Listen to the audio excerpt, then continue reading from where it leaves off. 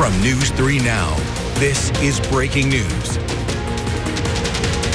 And good evening once again. I'm Eric Franke. We do have that continuing breaking news from Utah. This is video taken just before conservative activist Charlie Kirk was shot and killed in an event at a university out in Utah. Torian Small is following this story from the White House, where the president got word of the violence and confirmed Charlie Kirk's death. It happened in broad daylight at an event at Utah Valley University. As Charlie Kirk addressed the crowd, a shot was fired. All of a sudden, I hear up top, I just saw him grab, it looked like his neck, and there's just blood pouring out everywhere, and his eyes kind of rolled back. Kirk was rushed from the premises to the hospital. Kirk, a rising star in conservative politics and a fierce ally of President Trump. He is a co-founder of Turning Point USA, which advocates for conservative politics on university campuses. Well known to CBS News Chief Washington analyst Bob Costa. I have covered Charlie Kirk for a long time, have spoken to him at so many political events over the years. This is someone who has galvanized conservatives across the country. He is seen as someone who was really able to gather the Trump movement, especially those under 30, and make them into a force. President Trump posted, "We must all pray for Charlie Kirk," calling him a great guy from top to bottom. Torian Small, CBS News, Washington. And President Trump is ordering all U.S. flags to be flown at half-staff until sunset on Sunday. A suspect was taken into custody after the shooting, but was released shortly after. With yet another politically motivated violent attack, many are left thinking, what's next? News 3 Now's Jalen Banks spoke with a political strategist on the potential ramifications of this attack. Jalen? Eric, the death of Charlie Kirk highlights a recent string of politically related violence. Last summer, we saw the attempts on, at the time, former President Trump's life at a rally in Butler, Pennsylvania, and another time in Florida. Also earlier this year, the assassination of a Minnesota lawmaker. And in our state, threats were made against Congressman Derek Van Orden, and an office of Congressman Glenn Grothman's was set on fire. Earlier, I had the chance to speak with political strategist Brendan Scholes, who tells me he's never seen so many political and violent incidents so frequent in his career, and believes a swing state like ours may have to make adjustments to how we conduct political gatherings. Maybe you have to rethink access. Maybe you have to rethink how you're going to do big public events, rallies, and those sorts of things, whether it's in the Capitol in politics, somebody's campaign, they do a big rally, whether it's at the university or other institutions where people gather. This is a very hard departure from what we expect people to do in political discourse. Civility is, slowly going away. Now, as for Charlie Kirk, he visited UW-Madison's campus last fall for an event similar to the event that we saw at Utah Valley University. Eric. All right, Jalen, thank you. Support for Charlie Kirk and calls to end the political violence have poured out from across the nation and here in Wisconsin. Wisconsin 3rd District Congressman Derek Van Orden released this statement prior to the president announcing Kirk's death, saying, quote, "I am praying fervently for Charlie Kirk and his family. This left-wing political violence must stop now. Whoever does not condemn this is part of the problem. The gloves are off." And Madison Congressman Mark Pocan releasing this statement saying, quote, "Political violence is never acceptable. Gun violence is never acceptable, never." We will bring you the very latest updates as we learn more about this developing story. You can download the Channel 3000 News app. Just search Channel 3000 wherever you get your apps. Next at 5, the Madison Police Department is reviewing video from over the weekend of an arrest downtown on West Gorham Street. Early Sunday morning, officers responded to a series of fights outside Roxy's bar. Video of the arrest shows what looks to be a group of officers punching a suspect on the ground. Madison PD Captain Kip Hartman says the department is reviewing the footage for potential use of force issues.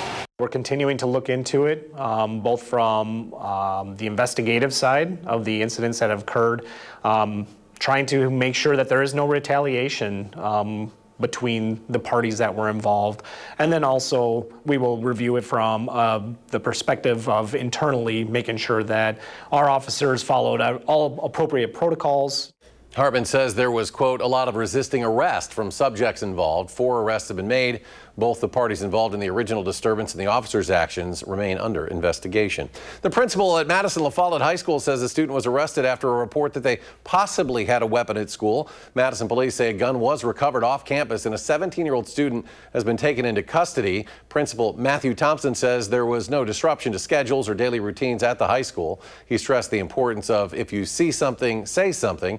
Madison police continue to investigate. And the woman suspected of killing 2 Marquette University lacrosse players in a crash on Friday has now been charged. Amandria Bruner facing 2 counts of homicide by intoxicated use of a vehicle while having prior intoxicant-related conviction. The crash killed 20-year-old Noah Snyder and 19-year-old Michael Michaud. 2 other Marquette students were taken to the hospital and are expected to survive.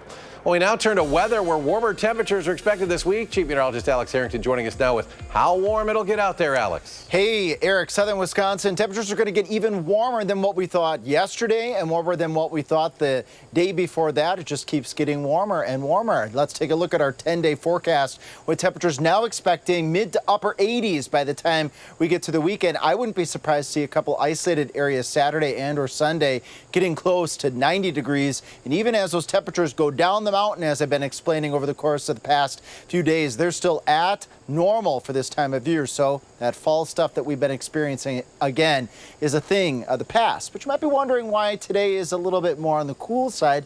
We got 72 out here in the patio, 73 in Lone Rock, 71 in the Dells, and 73 in Janesville. And the answer was we hung on to those clouds that I was mentioning last night, and also a little bit of rainfall that some parts of southern Wisconsin saw over the course of the past 24 hours. This is one of those graphics that always seems to be a little bit on the catchy side. There we go. The rainfall estimate over the last 24 hours. If you were Dells to Richland Center to, let's say, Platteville and areas to the northwest, you may have gotten a couple tenths of an inch of water. I even felt a couple of drops this morning taking my dog out, but that was it. And that's going to be it for now. With those warmer temperatures on the way, nearing 90 this weekend, will we have any rain? I'll let you know when I come back. All right, Alex, thank you. The Department of Labor has now launched an investigation into the Bureau of Labor Statistics, particularly how it collects and reports closely watched economic data.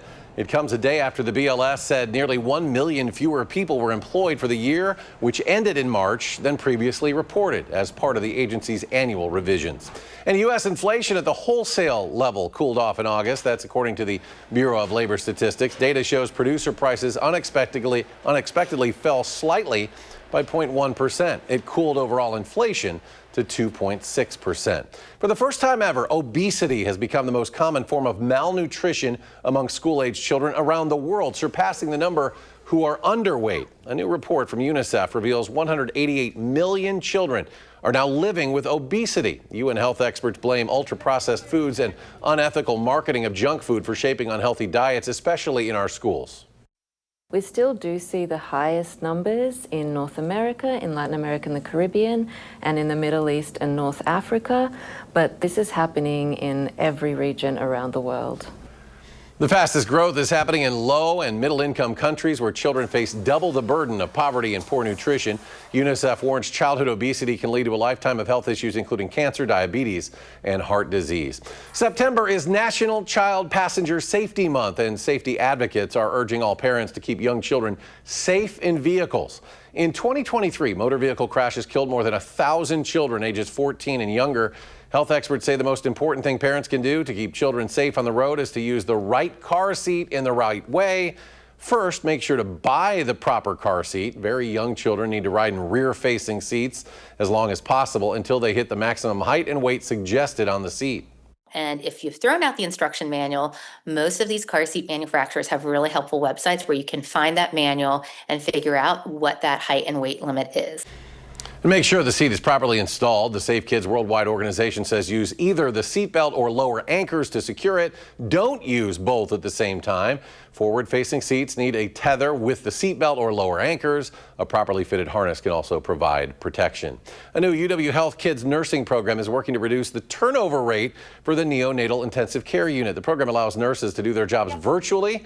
And since its start in July of last year, the new to practice nurse turnover rate at American Family Children's Hospital's NICU has gone from 38% all the way to 0.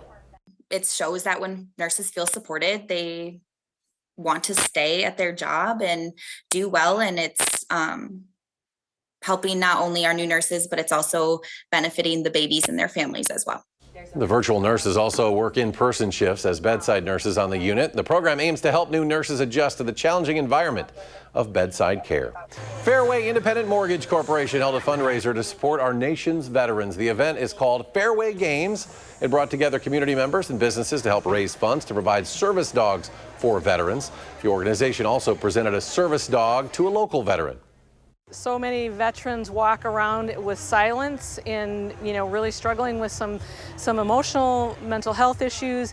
And we've learned that these dogs it's not only that they change, their life in that way, but we see veterans be able to live joyfully.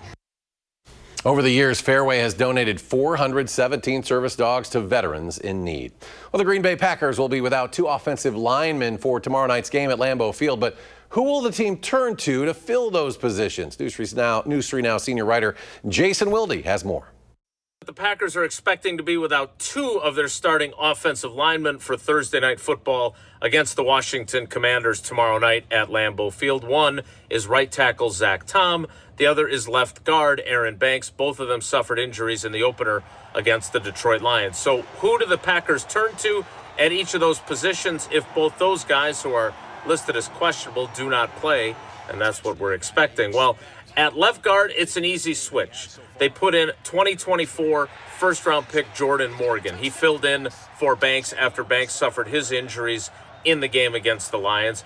But at right tackle, it's an interesting turn of events here as Darian Kennard, who the Packers acquired from the Philadelphia Eagles right at the end of training camp in exchange for a 6th-round pick in 2027, is poised to make the start if Zach Tom can't go. Fascinating guy who has only played in 4 career NFL games, including when he played 15 snaps on Sunday against the Lions. And yet, going into that game, he had the same number of Super Bowl rings as he had appearances in the NFL. He was on 3 Super Bowl teams in a row, 2 with the Kansas City Chiefs and 1 with the Eagles last year. We will see if he can hold up against the Washington Commanders defense, and we'll have full coverage of the game and everything else Packers at channel3000.com. So make sure you go there and read our free coverage. And while you're there, sign up for our Packers newsletter that delivers our coverage directly to your inbox every single day.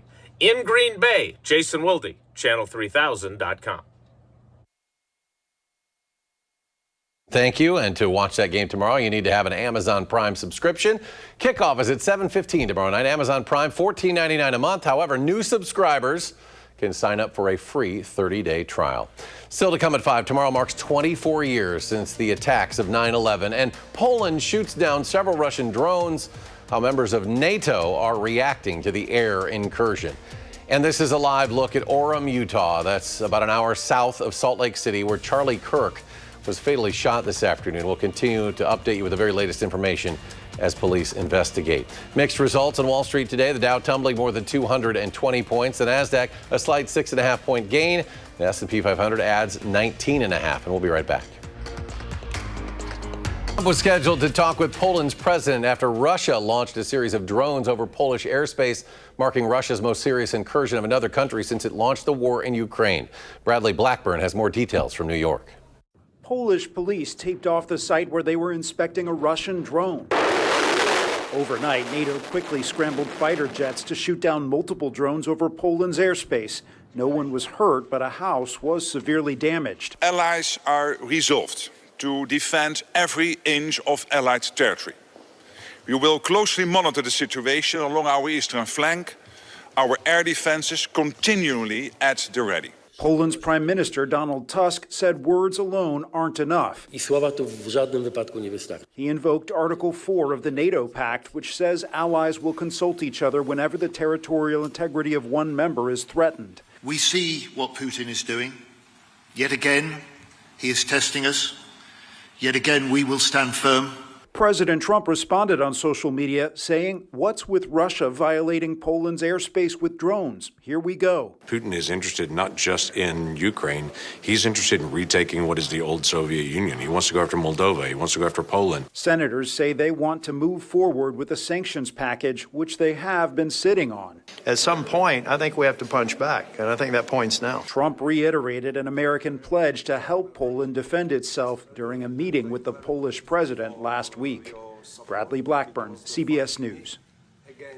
And President Trump previously said he is prepared to apply new sanctions on Russia and that he expects to talk with Vladimir Putin soon. The White House has not yet said if the Poland air incursion would change those plans.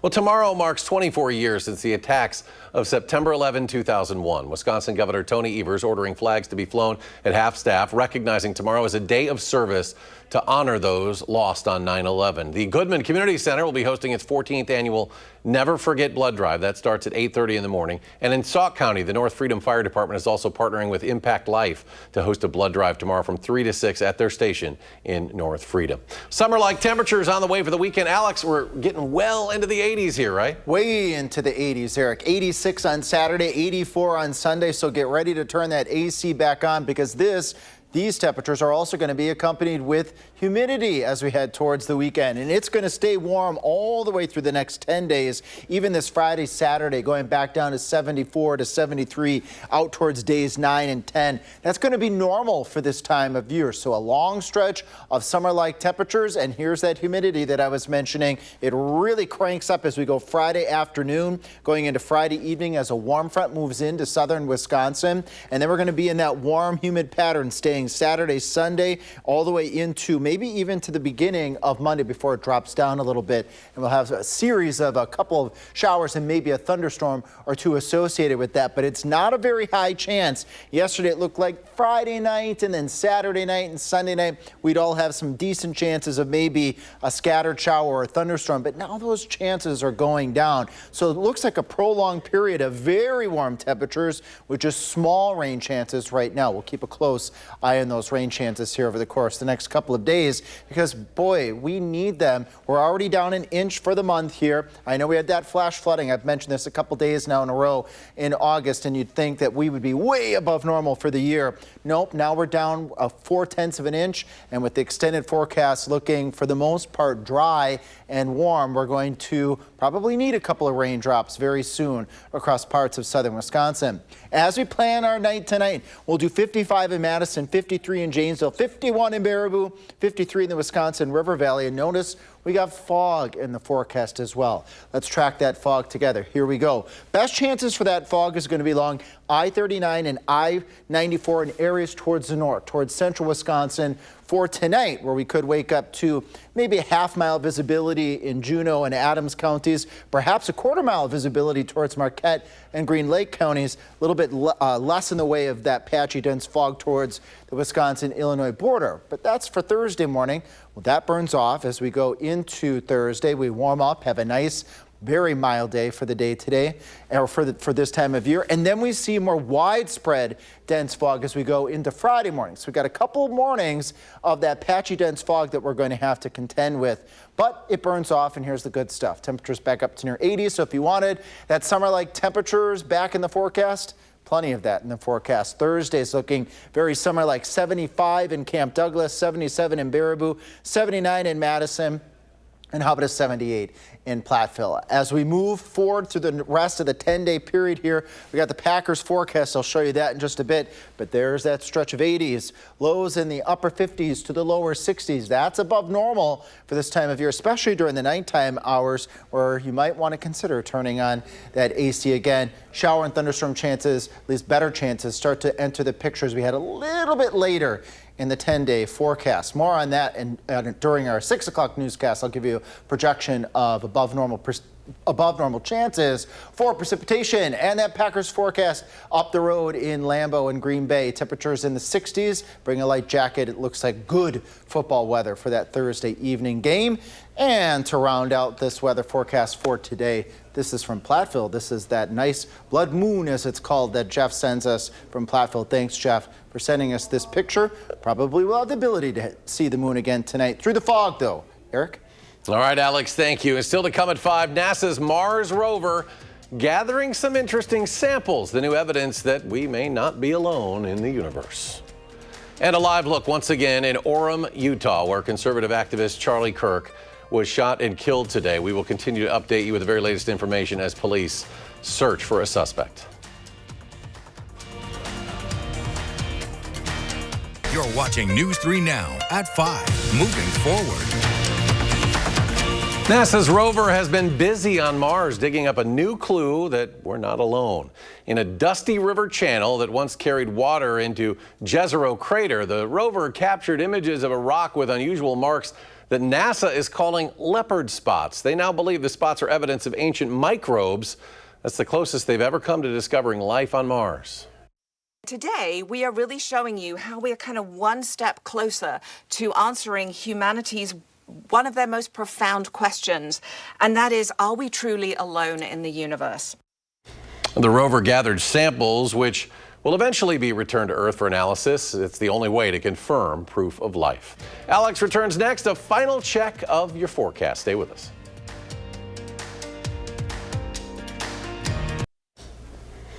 Well, coming up tonight, join us for News 3 Now at 6. We will have the very latest continuing coverage after conservative activist Charlie Kirk is fatally shot while speaking to a university group in Utah. That story and much more coming up at the top of the hour after the CBS Evening News continues its own coverage. Join us for News 3 Now at 6. Finally tonight, there's a new flavor of M&Ms, if you can believe it. Honey roasted peanut M&Ms have now arrived. According to the company, they combine, quote, the perfect blend of crunch with a touch of honey sweetness. The new flavor will be a permanent member of the M&Ms lineup. In addition to the classic plain and the peanut M&Ms, other flavors include pretzel, peanut butter and jelly, cookies and cream caramel, and chocolate pumpkin pie. I have not yet been able to sample all of those, but I'm sure coming soon as we head into Halloween season. But for now, we're going to kind of jump back into a little summer vibe. Yeah, too bad. So the pools are closing, or have already closed. When you look at the temperatures that we're going to have over the course of the next couple of days after a little patchy fog to start off Thursday morning. And don't forget to slow on down with that. That can be a bit of a nuisance, and it could come up on you pretty quickly. Look at these temperatures, mid to upper 80s, pushing near 90 degrees by the time we get closer to the weekend. That's going to be accompanied with a bit more in the way of humidity too, Eric. A little bit of shower and thunderstorm chances Saturday going into Sunday, but it's overall looking pretty dry over the course of the next 10 days. Even going further out, we're staying temperatures at or above normal. And at 6, I'm going to talk a little bit more. We're going to go even further beyond the start of fall, let you know how warm we're going to be and how wet we could be. All right, Alex, thank you. Thanks for joining us at 5. Coming up next, the CBS Evening News. We're back in 30 minutes for News 3 Now at 6. You can always find us streaming 24/7 at Channel 3000+.